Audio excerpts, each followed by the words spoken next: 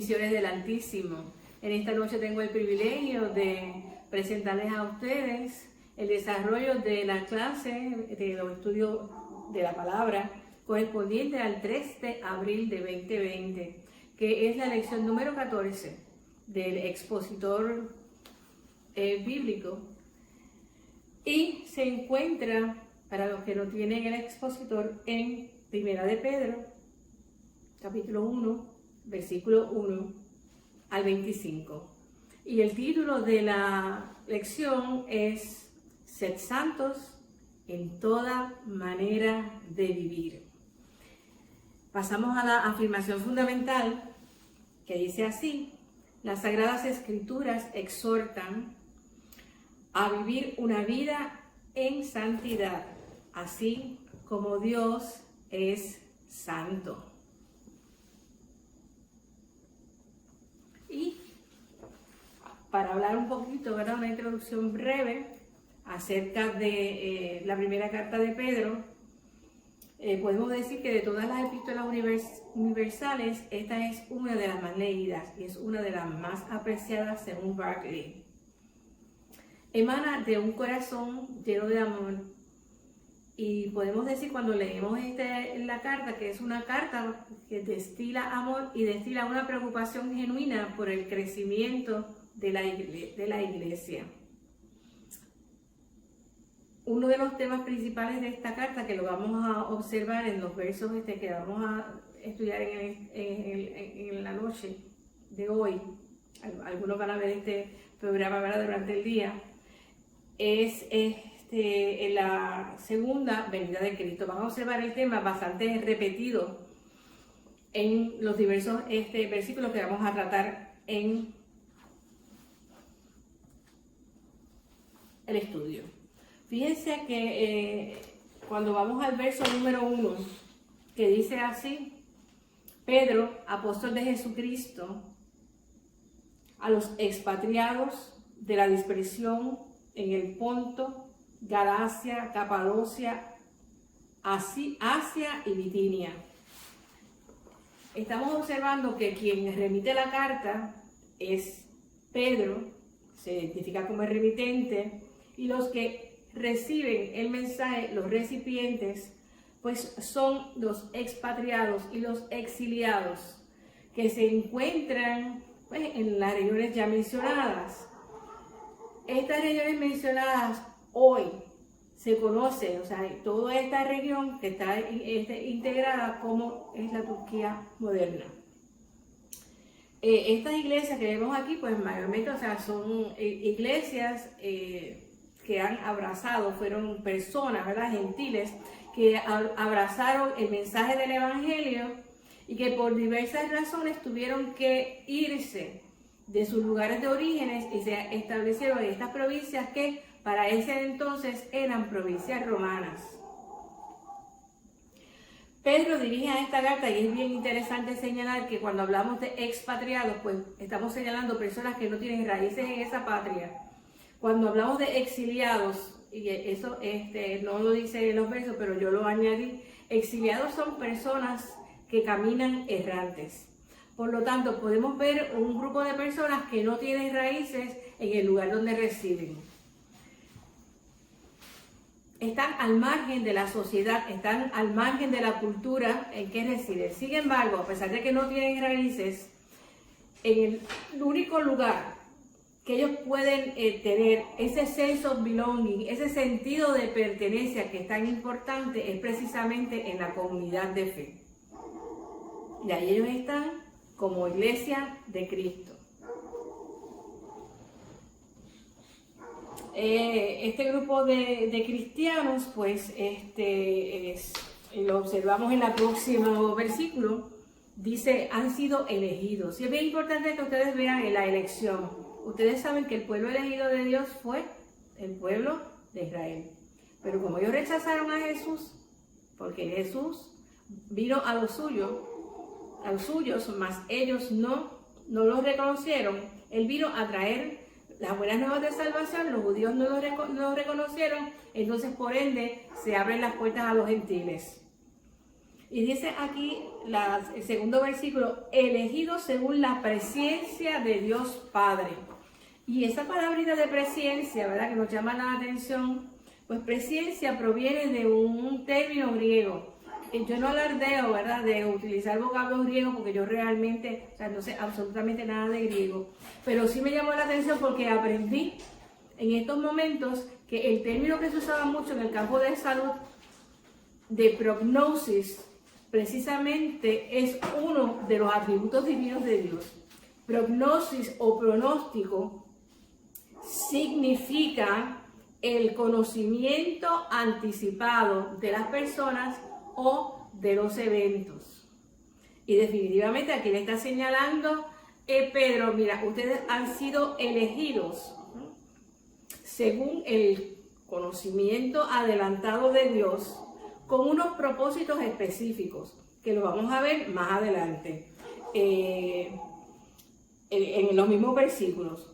Fíjense que en este momento dado que estamos discutiendo este versículo, vamos a ver, ok, ellos han sido elegidos. ¿Por quién? Por Dios. ¿Tú sabes lo que significa ser elegidos por Dios? No tan solamente han sido elegidos por Dios, sino que han sido santificados en el Espíritu Santo. Y es bien importante que ustedes vean, quien nos santifica, quien nos transforma, quien nos cambia es el Espíritu Santo, con la finalidad de obedecer y de obedecer la voluntad de Dios. Y dice, y ser rociados con la sangre de Jesucristo. Y ser rociados con la sangre de Jesucristo. Lo que significa, y podemos ver aquí claramente, la interacción de la Trinidad. Padre, quien elige, Espíritu Santo, quien consagra, y la sangre de Jesucristo que purifica. Fíjense que aquí vemos la interacción de la Trinidad a favor de la humanidad. En términos de ese conocimiento, ¿verdad? Ese prognosis, inmediatamente, o sea, nos viene a la mente, ¿verdad? Los versos de Efesios, del 1, capítulo 1, del 4 al 6, y los voy a leer donde dice, según nos escogió en él, y yo añado en paréntesis, antes de la fundación del mundo, para que fuésemos santos y sin mancha delante de él. En amor, habiéndonos predestinado para ser adoptados hijos suyos por medio de Jesucristo, según el puro afecto de su voluntad, con un propósito, para alabanza de la gloria de su gracia, con la cual nos hizo aceptos en el amado. Aquí estamos en los versículos 1 y 2, donde él lo que está haciendo es una salutación, un saludo dentro de la carta, dentro de la epístola que está enviando. En los versículos en los versículos 3 al 5 del capítulo 1, nos dice, bendito el Dios y Padre de nuestro Señor Jesucristo. Y aquí hago un paréntesis porque aquí vemos a Pedro alabando y bendiciendo el nombre de Dios y reconociéndolo como Padre de nuestro Señor Jesucristo. Continúa el versículo, que según su grande misericordia nos hizo renacer para una esperanza viva. Somos salvos por la misericordia de Dios. Inmediatamente que vemos esto, inmediatamente lo que me viene a la memoria es el versículo de Juan 3:16. Porque de tal manera amó Dios al mundo que dio a su Hijo unigénito para que todo el que en él crea no se pierda, mas tenga la vida eterna. Y por medio del sacrificio de Jesucristo en la cruz del Calvario, hemos renacido a una nueva esperanza, a una esperanza viva. Si Jesucristo no hubiese resucitado, en vano fuese nuestra fe. Y entonces dice, por la viva, ¿por qué? Ya lo mencioné, por la resurrección de Jesucristo de los muertos. ¿Con qué propósito? Aquí tenemos la recompensa. Para una herencia incorruptible, incontaminada e inmarcesible. Y quiero hacer énfasis en estos tres adjetivos. Incorruptible, algo que no se corrompe, que no se pudre, que no se desintegra,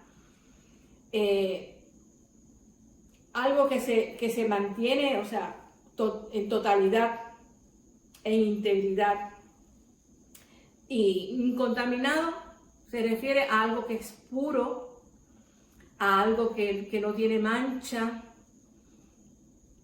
e inmarcesible, que se refiere a algo que no se puede marchitar, algo que no desmerece. Yo me recuerdo, ¿verdad?, que antes tú comprabas unas telas y entonces decíamos, las damas, esta tela es buena porque no se destiñe. It doesn't fade away. Y precisamente esa herencia que tenemos reservada en los cielos es incorruptible, no se corrompe, no se contamina, no es contaminada y tampoco se marchita. Y lo más importante de todo, que dice, está reservada en los cielos para vosotros. Es decir, que todos nosotros tenemos reservados, aleluya, esa herencia. ¿Y dónde se encuentra esa herencia reservada? En nuestra casa, en el cielo. Amén. Ahora, mientras todo esto estamos esperando, ¿verdad?, en llegar al cielo, nos dice ese mismo versículo que somos guardados por el poder de Dios mediante la fe. ¿Cómo nosotros vamos a alcanzar esa herencia? Mediante nuestra fe. Mediante ese nuevo nacimiento que es requisito, que es necesario, como le dijo Jesús en su conversación a Nicodemo, que dice, de cierto te digo, que el que no naciere de nuevo no puede ver el reino de Dios. Es decir, hemos renacido a una nueva esperanza, una esperanza viva por medio de Jesucristo. Los recipientes de esa carta están disfrutando de esa nueva vida, como la estamos disfrutando nosotros. Cuando ellos reciben esa carta, ellos son partícipes de esa vida, ellos están gozando esa nueva vida por el sacrificio de Jesús, pero como ustedes saben que esa carta es universal, también se aplica a nosotros.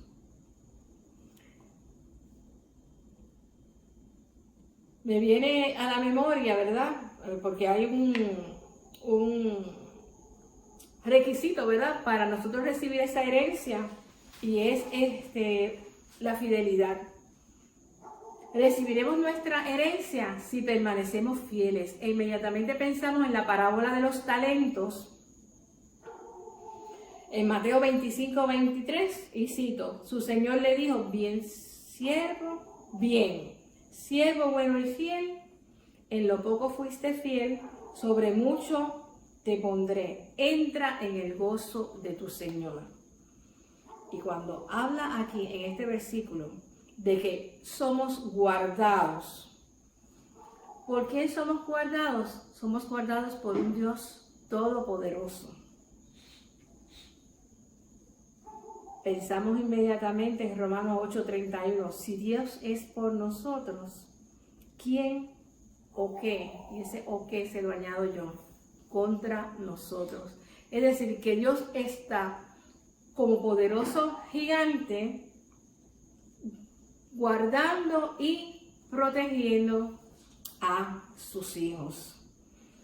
Y entonces dice que nos está guardando y nos está protegiendo. Debemos permanecer fiel. ¿Con qué propósito? Para alcanzar la salvación que está preparada para ser manifestada en el tiempo postrero. Y el tiempo postrero se refiere a la segunda venida de Cristo. Es decir, hermanos, no tenemos absolutamente nada que temer. Dios está a nuestro lado como poderoso gigante. ¿Lo creen? ¿Lo creemos? Ahí entonces pasamos a los siguientes versos, que son los versos del 6 al 9. Y voy a leerlo aquí en el expositor. Y los versos del 6 al 9 rezan de la siguiente manera. En lo cual vosotros os alegráis, aunque ahora por un poco de tiempo, si es necesario, tengáis que ser afligidos en diversas pruebas, para que sometida a prueba vuestra fe, mucho más preciosa que el oro, el cual, aunque perecedero, se prueba con fuego, sea hallada en alabanza, gloria y honra, cuando sea manifestado Jesucristo, a quien amáis sin haberlo visto, en quien creyendo, aunque ahora no lo veáis, os alegráis con gozo inefable y glorioso, obteniendo el fin de vuestra fe, que es la salvación de vuestras almas. En estos versículos lo que hace Pedro es confrontarlos con la realidad de que su fe será probada. Como un metal, menciona específicamente el oro por ser un metal preciado, como el metal que se pasa por el fuego.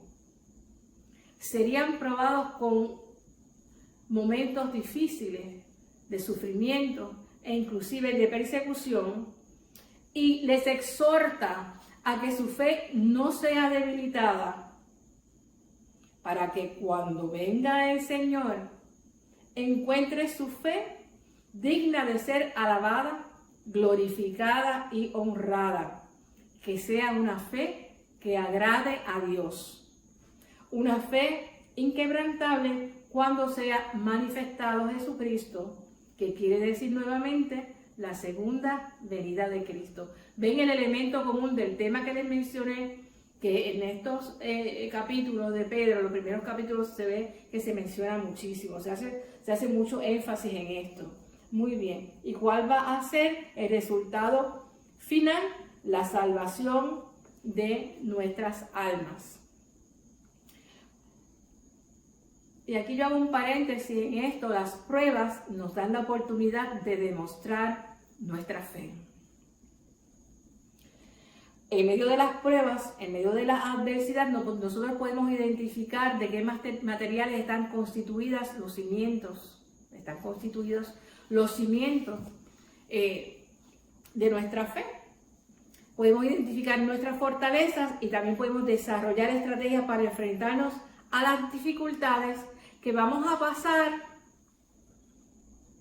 todos, porque la palabra es bien clara, nos dice: en el mundo tendréis aflicciones, pero confiad, yo he vencido al mundo. Esas son las palabras de Jesús. Siempre que nosotros, ¿verdad?, nos encontremos con las palabras, con algunos versos de la palabra, con algunas porciones de la palabra, es muy importante ver el contexto histórico, social, político.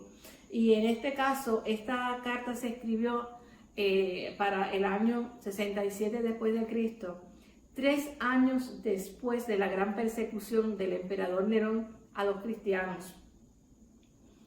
Y fue la gran persecución porque ustedes saben que Nerón, el emperador, mandó a quemar la ciudad y culpó a los cristianos. Y en ese particular, el historiador romano Tácito menciona que las manifestaciones eran sumamente crueles. Podemos decir que era el sadismo en su máxima expresión. Da ejemplos, menciona que se embardunaba a los cristianos con brea y se les prendía fuego como antorchas vivientes. Y cuando allá en el palacio de Nerón pues ya estaba oscureciendo, se cogían a los cristianos como antorchas vivas. Se les vestía con pieles de animales y se les echaban a los perros de caza para ser devorados, o se les clavaba a cruces. Ustedes muy bien saben también los eventos que se daban en el Coliseo Romano, pues donde se llevaban a los cristianos a ser devorados por los leones. Esa persecución y amenaza también se cernía sobre los pobladores cristianos de Asia Menor. Se cernía sobre las regiones mencionadas al principio en el versículo 1. Es decir, que ellos pues sabían, y en cierta medida, o sea que en cualquier momento podrían ser también objeto de esa persecución cruel. ¿Por qué? Por ser cristianos, porque ellos no le hacían absolutamente ningún daño a nadie. Vamos entonces a la exhortación a ser santos. En la lectura de Pedro, vamos entonces a ir a 1 de Pedro 13 al 16.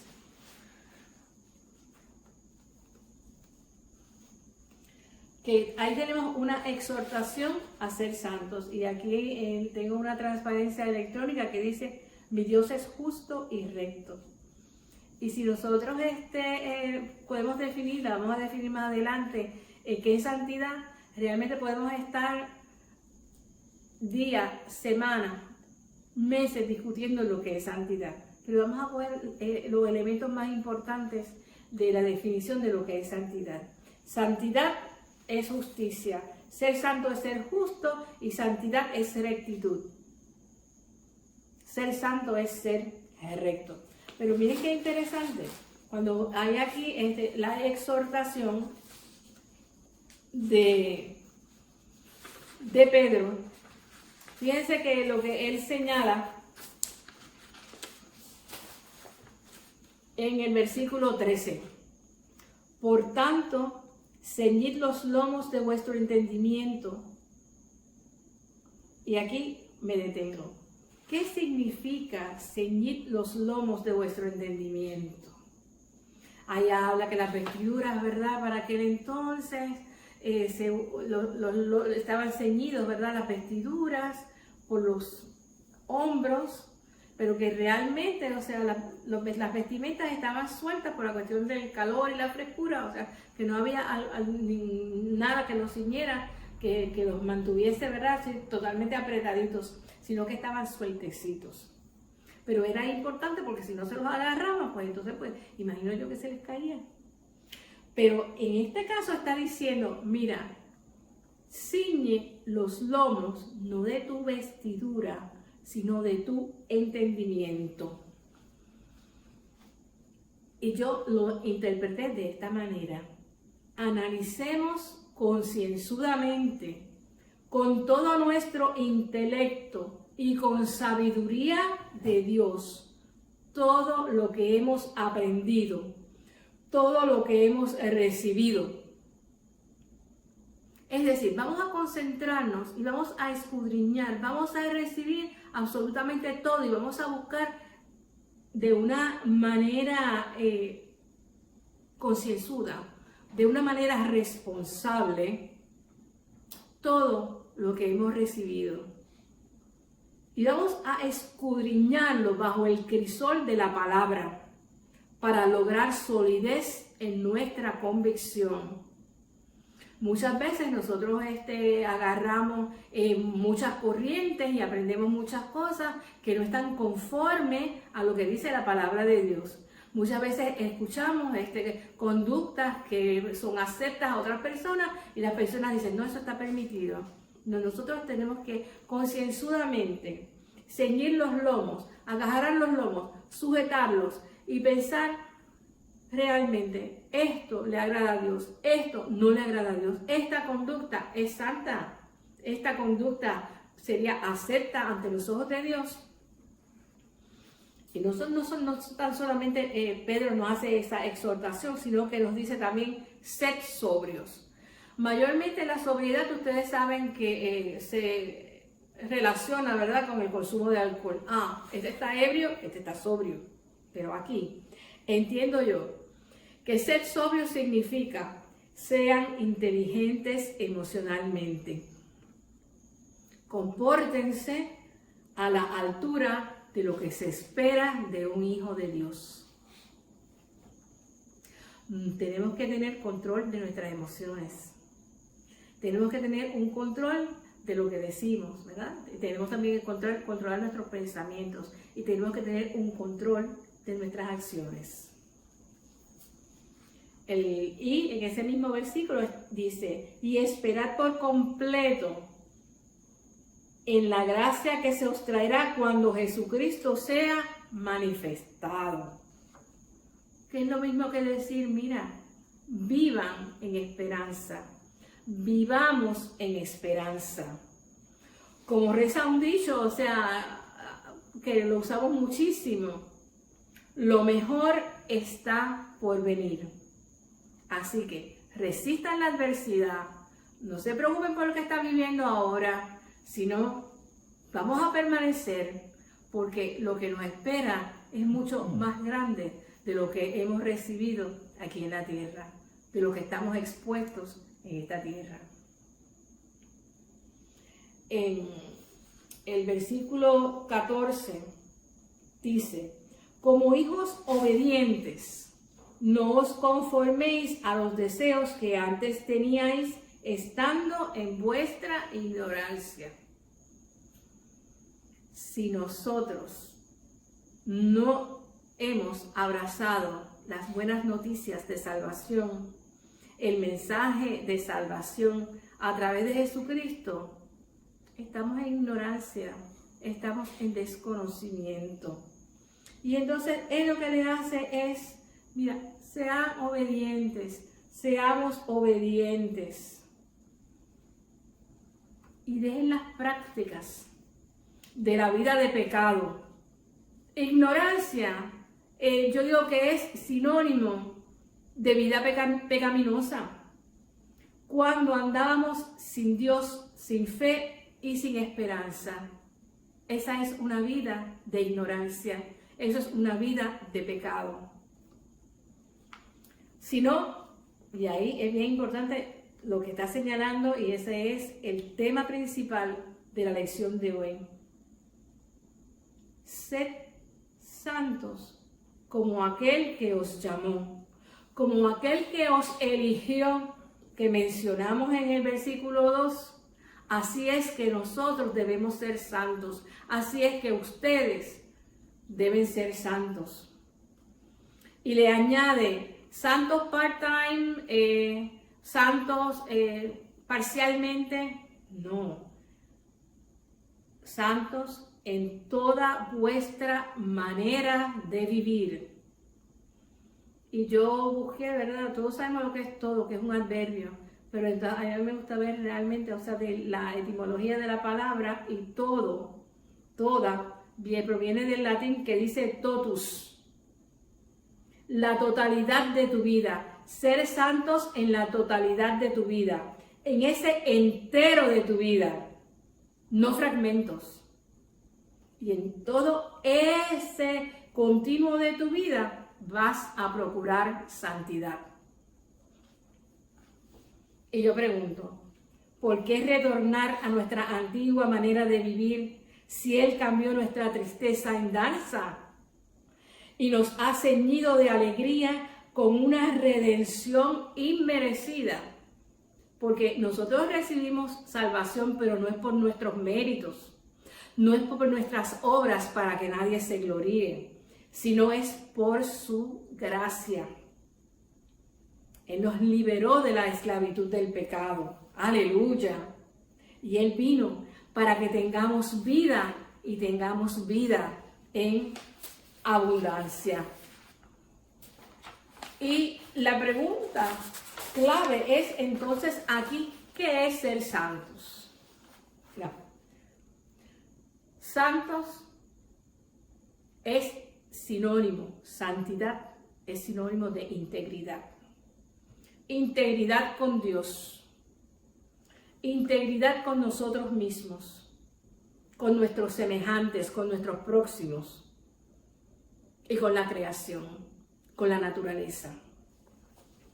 Como decimos aquí en Puerto Rico, ser de una sola pieza, lo que implica solidez moral, estar separados del pecado, ser honestos y estar prestos al servicio. ¿Estar prestos al servicio de quién? Al servicio de nuestro Padre. Reconociéndolo en todos nuestros caminos y con pleno conocimiento que nos escogió, que nos eligió para ser santos, para su propósito, no para el propósito nuestro, no para el propósito de la gente que nos rodea, no, sino para el propósito de Dios. Segunda de Timoteo 1:9 reza: quien nos llamó con llamamiento santo, no conforme a nuestras obras, sino según el propósito suyo y la gracia que nos fue dada en Cristo Jesús antes de los tiempos de los siglos. Cuando fallamos, debemos tener la entereza, la honestidad de reconocer nuestro pecado, confesarlo a nuestro Padre Celestial y arrepentirnos y no volver a cometer la misma falta o las mismas faltas.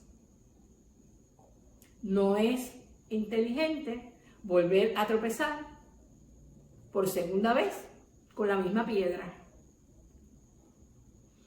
El ejemplo más impactante para mí que encuentro de honestidad en la Biblia es la confesión de sus pecados manifestada por el rey David en el Salmo 51. Cuando tengan oportunidad, lean el Salmo 51, a ver si coinciden con mi apreciación. Okay. Ser santos es ser justos. La justicia de Dios es santa e imparcial. Ser santo significa ser obedientes a la palabra de Dios. Ustedes saben que en Santiago 1:22 nos dice: sed hacedores de la palabra, no tan solo oidores de la palabra, engañándoos a vosotros mismos, porque ustedes saben que Dios no puede ser burlado. Ser santos es ser diferentes porque somos propiedad de Dios. Estamos en el mundo, pero no somos del mundo. Estamos aquí prestaditos. Es un peregrinaje transitorio aquí en el mundo. Pero nuestras mansiones celestiales han sido preparadas por el, aleluya, por el Rey de Reyes y el Señor de Señores con sus propias manitas, y las ha preparado para nosotros allá unas mansiones celestiales para que tú y para que yo podamos vivirlas. Una persona santa cuida su salvación con temor y temblor, porque una salvación tan grande no puede tomarse en poco. Es una salvación que fue muy costosa. ¿Cómo escaparemos nosotros si descuidamos una salvación tan grande como reza en Hebreos 2:3?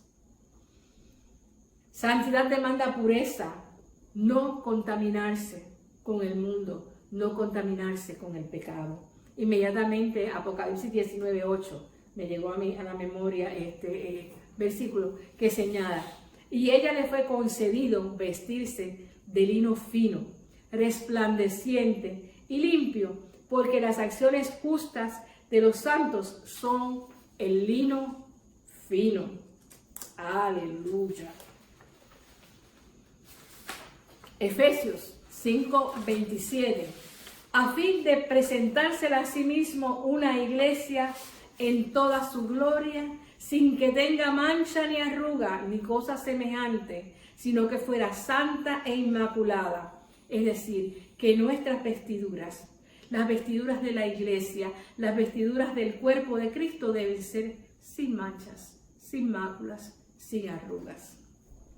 Eclesiastés 9:8 En todo tiempo sean blancos tus vestidos y nunca falte ungüento sobre tu cabeza. Santidad es amar a Dios sobre todas las cosas y amar a los próximos como a nosotros mismos. En los versos finales, observamos la exhortación a amarnos los unos a los otros sin fingimientos, sin hipocresía, y de manera poética expone la brevedad de la vida, la finitud de las obras de la humanidad versus la permanencia de la palabra de Dios. Y cito, porque toda carne es como hierba y toda la gloria del hombre como flor de la hierba. La hierba se seca y la flor se cae, mas la palabra del Señor permanece para siempre. En esta brevedad de la vida, vivamos en integridad, en santidad, en toda nuestra manera de vivir. Dios les bendiga. Bendiciones para todos. Un saludo afectuoso y en particular a la Escuela Bíblica de los Domingos. Dios les bendiga. Les echamos mucho de menos, pero ya pronto estaremos en casa nuevamente. Oremos en esta ocasión. Amado Dios y Padre Celestial, venimos ante ti confiados, porque tú eres nuestro Dios. Te damos gracias por tu cuidado, por las enseñanzas de tu palabra. Te pedimos que nos ayudes a ser mejores cristianos y santifícanos por tu gracia para entender tus propósitos y vivir en santidad. Te pido, Dios, por los hermanos y amigos que ven esta transmisión, abrázales con tu espíritu y que tu amor sea más que suficiente para traer paz y sosiego para Puerto Rico y para el mundo.